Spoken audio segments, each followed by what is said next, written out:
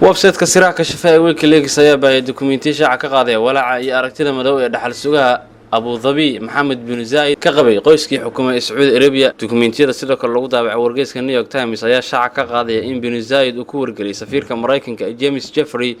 inuu cabsi weyn ka qabo wahaabiyada Sacuudiga oo doonaya inuu baabi'iyo. New York Times ayaa ku soo waramaysa in Mohammed bin Zayed xilliga boqor bin Abdullah bin Abdul Aziz uu ka ahaa dalka Saudi Arabia u arkay boqortooyada mid taag daran balse uu cabsi ka qabay haddii meesha ay ka baxaan ayna bedeli doonaan wahaabiyiin ka daran Daesh. Mohammed bin Zayed ayaa qoraalkii uu u diray safiirka Mareykanka waxa uu u sheegay qof kasta oo bedela qoyska Al Saudi waxa uu la kulmi doonaa qarow. warbixintu waxay sheegaysaa in bin Zayed uu kadib xoog saaray in dhaxal sugaha iminka ee Saudi Arabia Mohammed bin Salman sidii meeshan loo keeni lahaa waxaana uu sheegay in dulqaadku ka sii dhamaanayo kana cabsi qaba islaamiyiinta mayalka adag ee ku sii xoogaysta Sacuudiga aragtidaas oo ka iibiyay maamulka madaxweyne Trump si xukunka uu qabsado Mohammed bin Salman. dukumeentiyada waxay shaaca ka qaadayaan in bin Zayed sidoo kale uu dadaal xoogan galiyay sidii uu qaadi lahaa kacdoon looga adkaanayo kooxda Akhwaan Muslimiin iyo dhammaan cid kasta oo aragti islaamiga wadata.